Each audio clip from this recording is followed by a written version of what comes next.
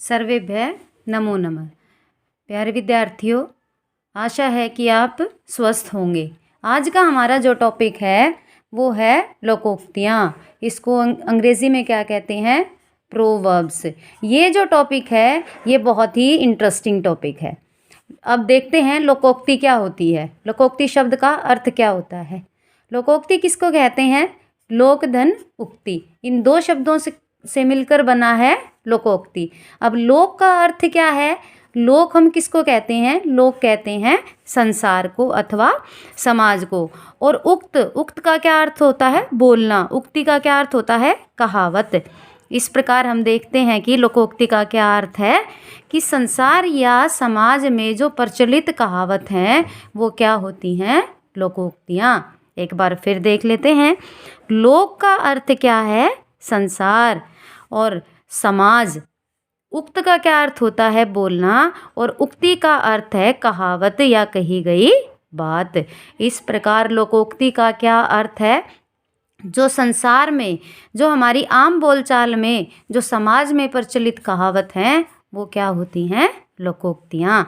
अब जो मुहावरे हैं और लोकोक्तियाँ हैं ये ऐसे वाक्यांश होते हैं, अर्थात वाक्य के अंश होते हैं, वाक्य का भाग होते हैं जो अपने साधारण अर्थ को त्याग कर किसी विशेष अर्थ का बोध कराते हैं। ये साधारण अर्थ में प्रयोग नहीं होते, ये किसी विशेष अर्थ में प्रयोग होते हैं। जैसे आज हम संस्कृत की कुछ लोकोक्तियाँ देखेंगे और जिसको हिंदी में करके देखना है। एक क्या है? संघे शक्ति कलौ युगे।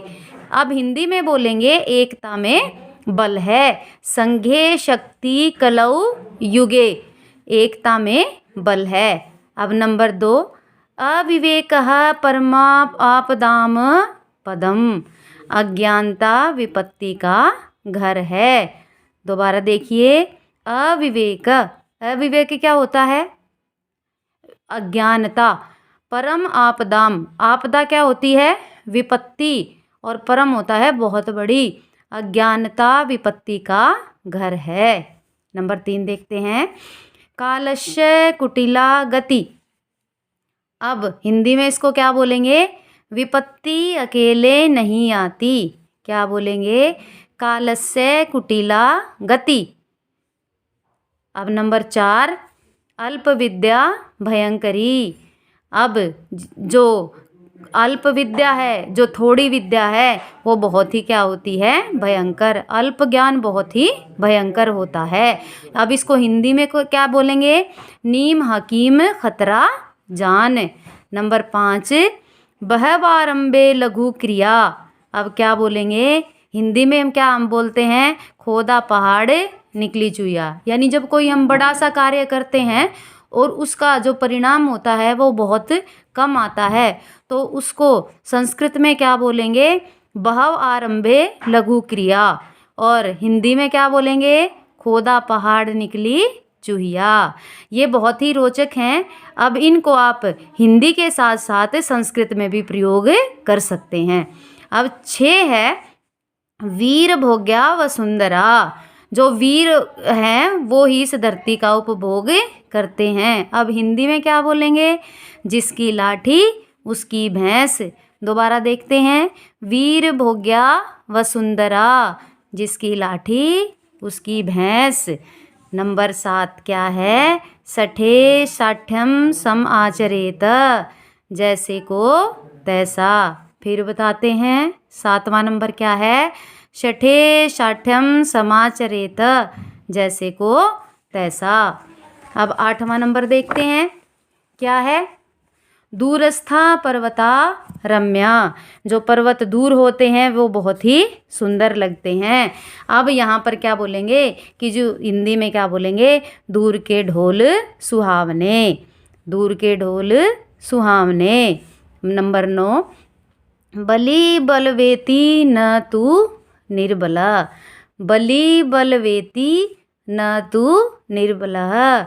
अब जोहर की गति जोहर ही जानता है। कि जो बली होता है, जो ताकतवर का बल केवल बलवान ही जानता है, निर्बल उसका बल नहीं जानता। जैसे जो जोहरी होता है, जोहरी की का महत्वपूर्ण जोहरी की महत्ता कौन जानता है? जोहरी जानता है। अब 10वां क्या है? अति दर्पे हता लंका। अति दर्पे हता लंका कि जो अति दर्प होता है, अति दर्प ने किसको ढा दिया? लंका को भी। तो घमंडी का सिर क्या होता है? नीचा होता है। अब हमने जो पढ़ा है, अब हम उसको देखते हैं कि हमें कितना याद हुआ है, हमने कितना समझा है। आप इन प्रश्नों को कर देख सकते हैं। एक बार फिर वीडियो देख सकते हैं। जैसे लोकोक्ति से क्या अभिप्राय है? प्रश्न 2, ये जो लोकोक्ति हैं ये आपको संस्कृत में याद करके लिखनी है। आप कमेंट बॉक्स में भी लिख सकते हो। नंबर 1, एकता में बल है और जैसे को तैसा। अब हमने जो पढ़ा है हम एक बार उसकी फास्ट रिवीजन और देख लेते हैं जल्दी से कि हमने क्या पढ़ा है। प्यारे बच्चों, लोकोक्ति को हमने क्या बोला है? लोक का अर्थ क्या होता है बच्चों? लोक का अर्थ होता है समाज और उक्ति का क्या अर्थ होता है?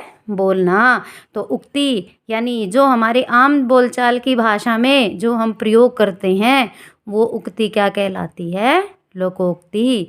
जो समाज में प्रचलित कहावत होती हैं।